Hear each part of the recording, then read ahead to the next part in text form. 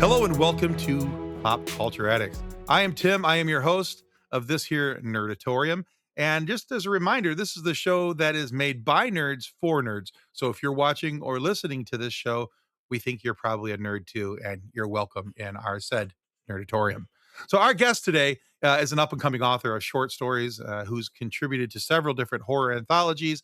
She has another book set and ready to come here shortly, and we're going to talk a little bit about that as well. But when they're not writing or adoring on their Boo Boo Bear Ben or their Josie, they like to LARP and play D&D and write other stories that are bound to scare the living daylights out of everyone else. But all the while having maintained their status as one of the most voracious readers on the planet Earth. And I'm excited to talk to them about that as well. So in our chat today, we're going to talk about the origin of them becoming an author and their influences both then and now. We're going to look at some book recommendations and a few other things. It should be a whole lot of fun. I am very excited to welcome Mimi Schweid to Pop Culture Addicts. Welcome to the show, Mimi. You got it right the last time. Yay! That's right. What you're not going to see in this edit that hits the open market here is that it probably took me like 6 times to get the last name right. I tried every other variation other than Schweid, so she's very patient. All right. So, Mimi, thank you for coming on the show today. Now, having so for those of you playing the home version of the game, Mimi is the partner of our longstanding co-host and Lord of the Rings expert, Ben, also known as Boo Boo Bear Ben. And but Mimi is a writer on her own 2 feet, and we're excited to have them here on the show today. So, Mimi, as you probably know already, the very first question I like to ask anybody is about their origin. I like to talk to them about what got them started, what got them interested, what keeps them going. And I do that for 2 reasons. Number one, I like to know what makes people tick. I like to know why they do what they do and what got them to the point where they do what they do. And then secondly, I'm a major nerd and nerds love a good origin story. So, in the story of Mimi Schweid, what got you here? What made you say, I want to write stories? Ooh, okay, so there's a couple versions. The key of it being, I'm an only child, so I got bored a lot. And so I read a lot due to my mom happily encouraging me going to the library and my aunt buying me a lot of books from Barnes & Noble when I was a kid. And so I read a lot, and I saw a lot of stories that I liked and a lot of stories that I didn't like. And then I think it was like middle school, one of my favorite English teachers, Mr. Bluestein, went, your grammar's really bad. You can fix that, but please keep writing. And I went, okay. And then I became the bane of that man and many other English teachers' existence as I kept going, okay, so here's another draft. And they'd be like, oh, we've made an error. But I just kind of kept going. I only really had one teacher academically that was like, maybe not. Generally speaking, they were like, yeah, your grammar's still not that good, but we still knew what you were saying. So it's like, I'd get a lot of like really good grades and they'd be like, hey, please fix this part of your grammar again. I'd be like, yeah, and then I probably won it. Okay. But I got really into writing. I read, because of me being 33, I read Twilight, I read Vampire Academy, I read Anne Rice, I read the chaos that is Cassandra Clare's Mortal Instruments series. I read Rochelle Mead's Morganville Vampires. If it was a vampire book coming out in the 2000s, I was probably reading it. And then I just kind of kept going and going and going, and then it became more fantasy, it became romantasy. I don't like writing romantasy, I do enjoy reading it, sometimes kind of depending on it. I've now been reading that part of the genre longer than I intended to, because I started stumbling into it in like my early 20s, and now I've read so much of it, I'm a little burnt out on it, which is why I've fallen into Ben's Lord of the Rings chaos at the moment, and I'm now buddy reading it with one of my coworkers. My coworkers and I are forming a cute little book club. We're trying to figure out what we want to read. We're picking books we read when we were kids that we have very little memory of, other than I liked reading that. So we can reread it as adults to see how it like aged and just to see if we still like it. Okay. Yeah. Okay.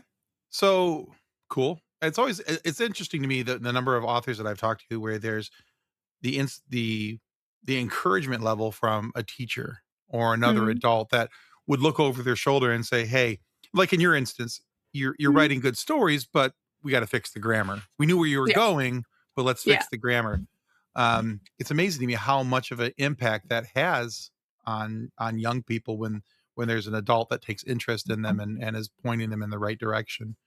Yeah. Um, okay. I think So what were I you think go ahead, please. I just remember it was really exciting to be like, "Oh, yay, like an adult that isn't family." Like my family was always super Sure. encouraging of me being creative, but it was like, "Whoa, this is a guy I have to see because they're my teacher and they really liked my silly little story." What was that story? I don't remember what it was, but like that was really encouraging. Yeah, I think anything that I've ever done in my life where it was somebody outside of the family lines that said, "Hey, you're good at this," or "Hey, you did a really good job at that." Not that it doesn't mean a lot when family says it, right? But Yeah. there's a little extra bonus when somebody who you don't feel where like it's mandatory that they have to like Yeah. you or like what you say or do, um, comes up to you and says, "Hey, you did a really good job on that." I Yeah. think we all like that little bit of validation, you know.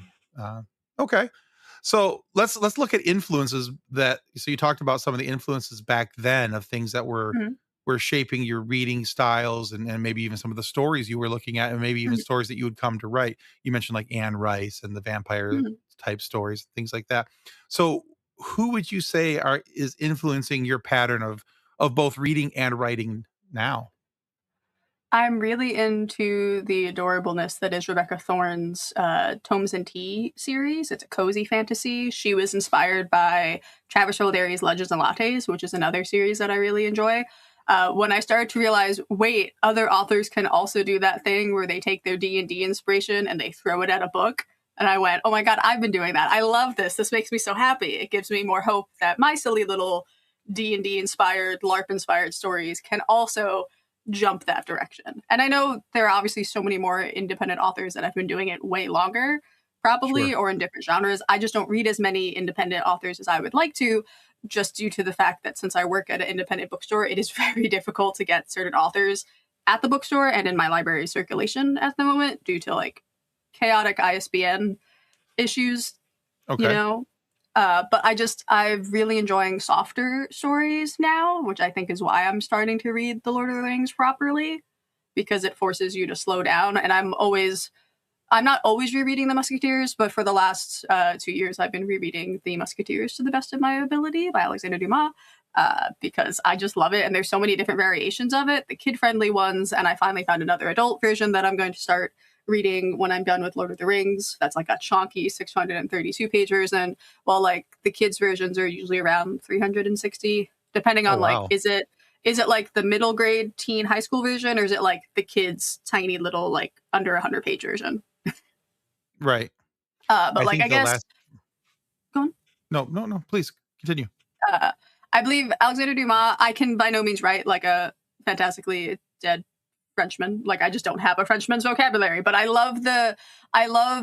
think the reason why I keep going back to like the Musketeers is just D'Artagnan is such a fun like character to be in. That man is 1920. He is filled with rage. He fights someone almost every chapter, and it's just so funny. And I also know it's due to the times where like honor was a very different Mhm. way you dealt with your life, but it's just so fun. It's like, man, D'Artagnan's in another fight. That boy is fighting all the time. He's got so much anger, and it's just so funny. And it's like he's still like filled with love and passion, and like it's cute because I love looking at people that review the Three Musketeers and they're like, wow, the Musketeers are kind of like horrible people. And I'm like, I love them though. Like, it's also different times. They are perfectly fine people for the time in which the story was writing. When you look at them Right. with today's mindset, you're like, ooh, they're not really the best, but man, do I love these boys. They are so silly. Okay.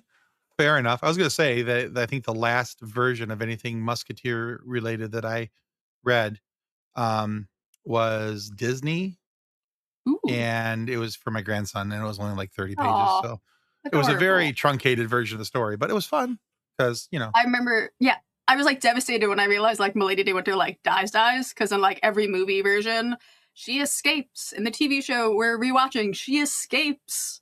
She's always out there, and then in the book, it's like, oh no, she gets like killed. Like they Yeah, catch her again, and it's like, oh. I remember like yeah, yelling and like bursting into the living room, going, "Mom, Milady dies," and she's like, "Yeah, I know," and I'm like, "But she never dies in the movies," and they're like, "Yeah, because she's a great character. She's like one of the first anti-heroes. She's also like 20, so she's just an absolute badass of a character. Like, yeah, she's killing people, but like Milady de Winter is fantastic. Okay. All right. So let's shift this and talk a little bit more about your writing and not so much the things that inspire you, but the things that you write about. Mhm. So let's first talk about now you have once you're in you have one set of stories out right now, but you're working on a second one. So let's talk Yeah. about that. I know that it's going to be a little bit before it comes out, Mhm. but what can you tell the audience about that book Mhm. and what they can look forward to reading Yeah. when it's released? Okay. So then the running title is still Stories of Love and Grief. I have my little it's Stories of Love and Grief, short stories and poetry.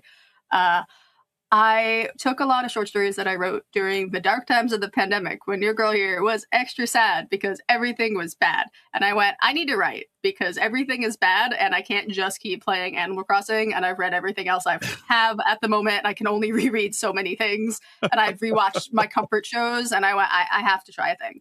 And another author I like, Susan Dennard, was doing a writing challenge at the time where she would send out a photo and a prompt and like an audio prompt as well. You'd either get, it would be 3 different options. And I went, that's cool. I want to try that. So I was inspired by that and took that as jumping points for a bunch of little short stories.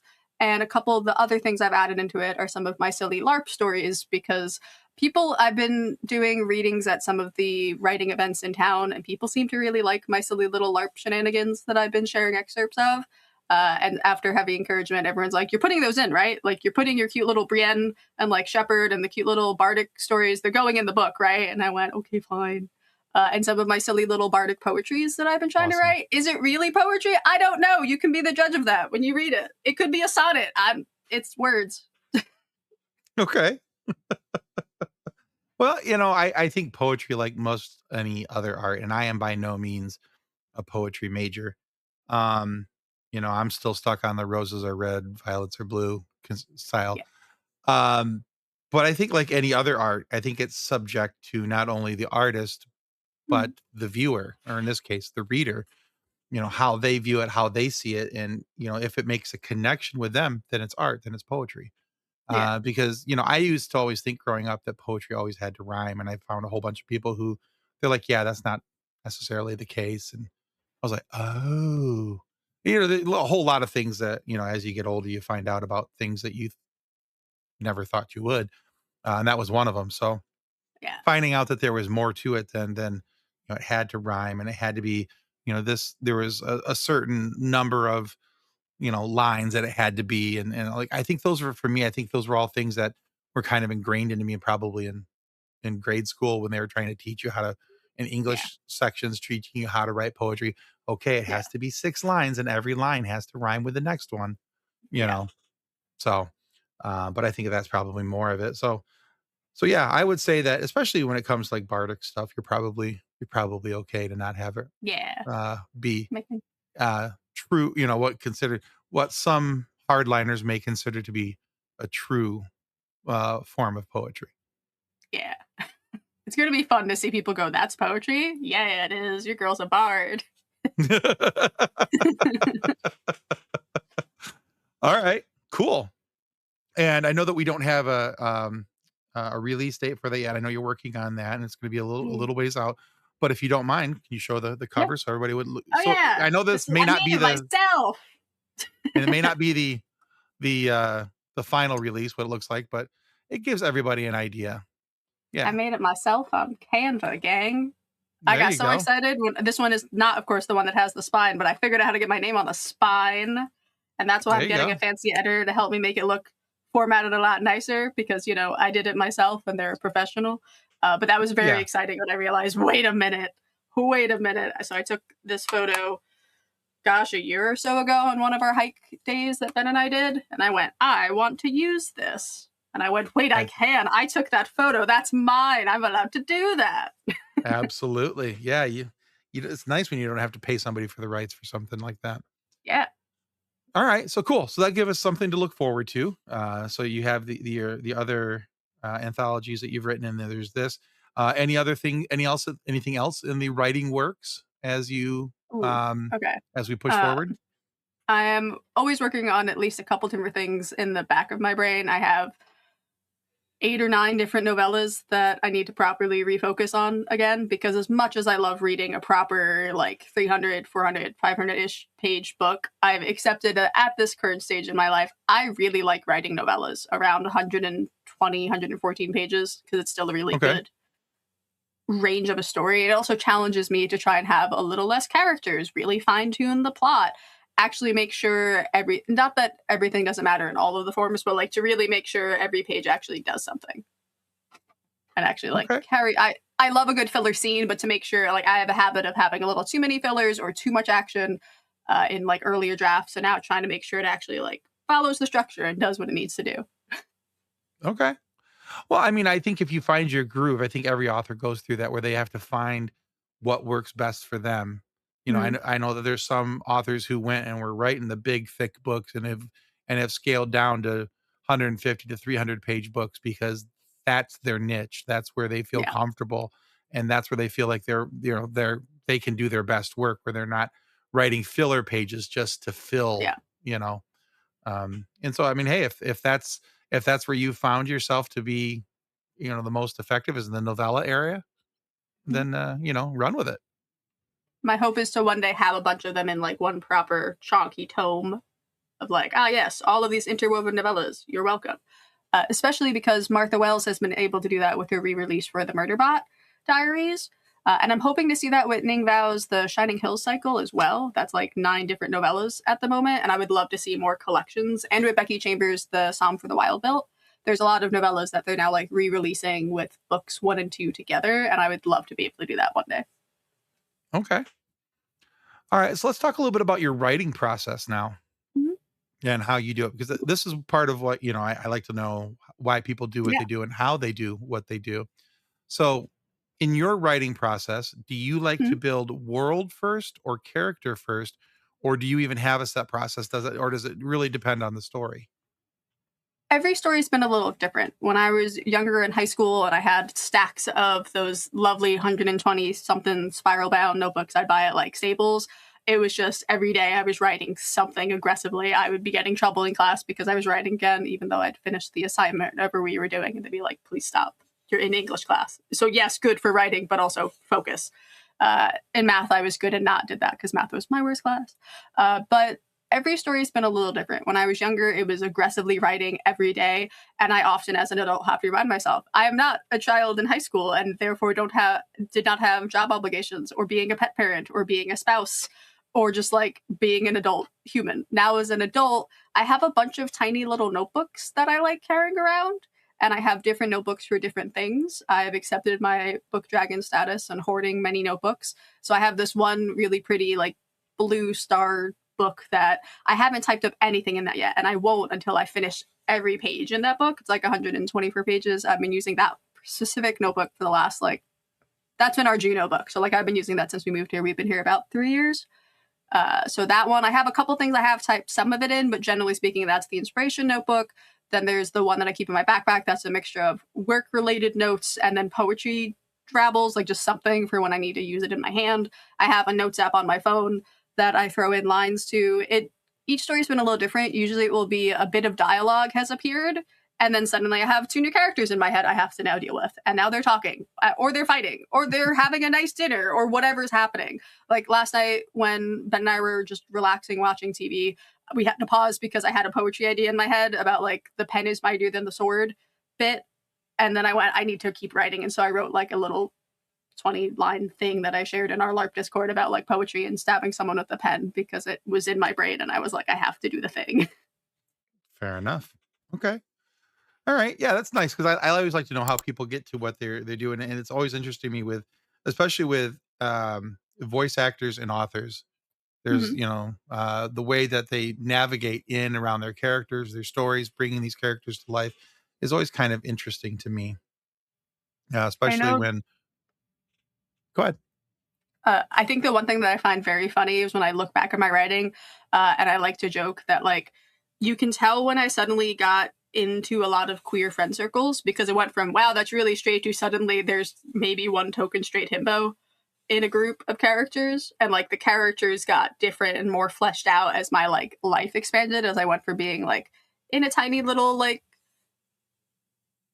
2000s goth punk scene in like high school to suddenly like queer kid in college with a bunch of other queer people to enjoying more queer media and Marvel media and just like the nerd jump pipeline and like aggressively watching everything on the CW. And like you can see when shows suddenly started like you can tell when I got really into John Constantine as a character, then a lot more magic stories started happening and a lot more like Wonder Woman inspired, Wonder Woman coded characters of like just tall, buff, badass ladies. Like it's just very funny when you're like, ah, yes, the bisexual awakening has happened in the writing. And you just like, Ben's like, how didn't you figure it out sooner? And I'm like, I really don't know because I was writing a certain way. And then in hindsight, I went, oh, it's all here now.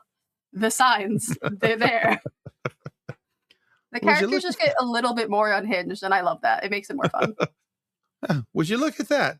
So that was the thing. Yeah. Okay. Yeah. I remember family being like, does it always have to be this gay? And I went, kind of, yeah, sorry. And they were like, oh, okay, as long as you're happy. Fair enough. All right. So let's talk a little bit about books in general. Because like I said at the beginning, where I wanted to talk with you about book recommendations and a few other things. But now there's been a lot of stories that have crossed genre over into the horror realm, like Winnie the Pooh, for example. They've turned Winnie the Pooh from a cute, adorable little bear to a murderous, chop you up to get at honey, apparently, type of bear. Yep. Now, is there a story that you would love to reimagine and have it cross genre into the horror realm if you were to try to reimagine it? Due to my Musketeers fixation, I have been reworking a thing in my brain. I'm just not allowing myself to properly write it yet. I really want like a Musketeers almost like zombie style story or just a gender bent chaos. I want more than what we got in the adorable like 2011, 2012 Let's Make the Musketeers but in steampunk movie with like Orlando Bloom, like that one. I loved the concept of it. There's a new like ballerina dancer movie that looks kind of really fun. It's some horror. I don't remember the name right now, but like they get stuck by Uma Thurman looks to be the antagonist in it, so I'm already excited for it. I think I want more weird, but also cozy. Okay, so Ben and I have been rewatching the BBC Musketeers adaptation from like 2014 to like 2016. And it does such a good job at making the Musketeers still be very authentic to the characters, but also have cute little cozy-ish moments, like nice, soft moments. And I think that's what I need more of in my media. As much as I love a good, like, I'm excited for Supergirl in the summer. I'm excited for all of the summer blockbuster-y movies. It feels like we're going to have a proper summer movie blast with, like, the Mando and Grogu. I'm excited for summer movies again after, like, our lovely dry spell of weird summer movies, given the industry taking a while to get caught back up from the pandemic. So I do like understand why summer movies hasn't really felt like summer movies to me in a bit. But I think I want more of the fun, silly, soft ones, and I demand more rom-coms, and I don't know when I'm going to write more of them, because I've only written one so far, because Ben challenged me to, and obviously it had a fencing in it. They were fencers in high school together, and that's how they fall back in love as adults, and they're silly, and I love them. Okay. I want more sword fights. I don't know what genre exactly, but I need more sword fights and I need more cozy. And I also still need to watch the adorable but sad dog horror movie where the horror movie is told through the dog's point of view. I just know I'm going to cry, which is why I haven't watched it yet. I hope that answered what you were saying. Yeah, I think so. I think that gets the point. All right. So here's another similar set of questions, and this is to see where your head is with this whole book reader, writers of stories thing. Now, this is a two-part. So first off, in all of your reading, what is a book universe that you think you could survive in? Ooh. One second. I have to look at all the things I recently read.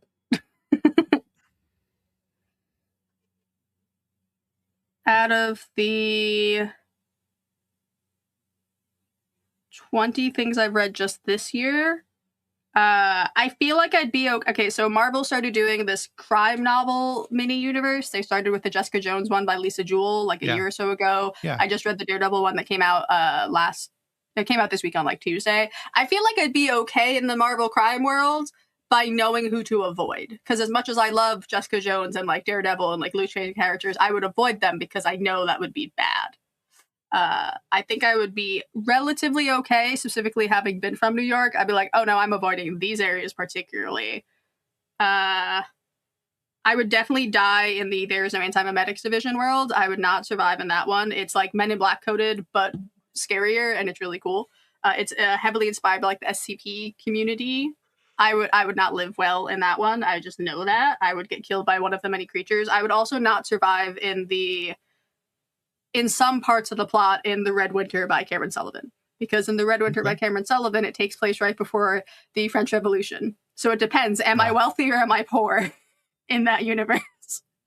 I would do okay. I thought of one more. In Dorothy Gentleman's series by Olivia Waite, that's like a cute, cozy sci-fi. I think I'd be okay in that world because in that world, you keep just getting rebooted into like a mega computer, and so they just help get you new bodies. So even if I died, I feel like I'd still be okay because I could just come back. Okay. All right. So here's the second part of that question. You kind of touched on a little bit in your answer there, but what's a world that you don't think you could survive, but you would go anyway just for the experience? Ooh, the anti-memetics one because that would be kind of cool. It's more sci-fi-y. I haven't read it yet because it's not out yet. But in Alona Andrews, This Kingdom Will Not Kill Me. I don't know how I would do in that one, but the concept is as a person waking up in their favorite fantasy world and knowing everything because it's their favorite series and knowing how am I going to change the plot. I don't know if I would be able to stop myself from potentially changing the plot if my favorite characters were going to die. Gotcha. So I feel like I would die trying to save insert favorite character here. If I was in the Musketeers world, I would die because a lot of the women die in that world statistically because it's the sadness for the boys. Their love is gone. Oh, look, a new love, but their love is gone. She's dead, but look at her over there. It really do be like that with the old books. Yeah. So Yep. yeah. Rest in peace, Sad boy Milady must kill. Yes. All right. Very good. Very good. All right. So let's talk about some straight up book recommendations for Okay. those who are out there. What are two books that you think that everyone else should know about and should be reading? One Among Crows by Veronica Roth. It is a novella duology, so technically that's a two-parter. It's so good. It's like one of my favorite novella examples to give people because so much happens and you want more. Like it's 125 pages at most. I wanted that to be like a 300-page book. The world is so cool. It's every folklore imaginable smashed together with swords that come out of people's spines. Like it's just so aggressively cool. And it's still like one of my favorites. And the book I'm Afraid You've Got Dragons by Peter S. Spiegel, by the lovely gentleman who wrote The Last Unicorn. It was a very nostalgic read. It's a book that I have multiple copies of in the house because Ben and I are buddy reading it together slowly but surely since I've already read it a couple times, and so it's when we're both in the right mindset to read it.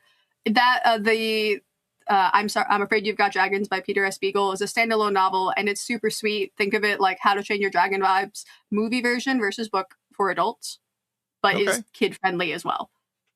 Very cool. All right. Those are some great recommendations. Thanks. All right. Well, we've asked you mostly serious questions up till this point. Mhm. I think it's time we ask you a silly question. Now, Okay. you know Kathleen from the show, of Mhm. course. Now, her and Mhm. her daughter were out and about town one day, and somebody asked Kathleen's daughter this question, but not Kathleen. And Kathleen said, "How rude. You should never age out of this question." So, Mimi Schweid, Mhm. what's your favorite dinosaur? I'm so happy getting asked this. Stegosaurus. So my reason Nice. why for Stegosaurus, I think Stegosaurus or Ankylosaurus. I might be swapping my dinosaurs around.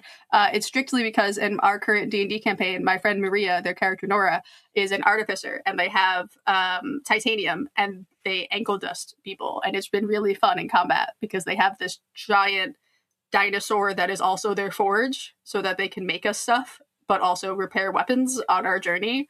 And titanium is currently in a cute little crystal ball type pokeball situation so that we can stealthily sneak into a city at the moment because he's big and tanky and therefore he's not quiet and could not help us with our stealth mission that is very important that I've already messed up on. But yeah, I think Ankylosaurus is the right one because they're ankle dusting everybody and it's so great Okay. in a fight. All right. Great answer. All right. Thank you, thank you. What's your favorite dinosaur? Stegosaurus and Ankylosaurus, either one of them, I have not gotten a whole lot of votes, so it's kind of cool to see them be brought in. So Yay. What's yours? mine, and I'm so glad you asked, is the Triceratops. Ooh, very good, very Um, good. and it goes back to being a kid.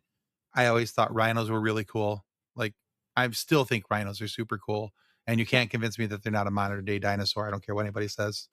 Um, and when I saw the Triceratops, I was like, triple rhino. All right, this is very cool. Uh, I was like 6 or 7, so the logic was very sound.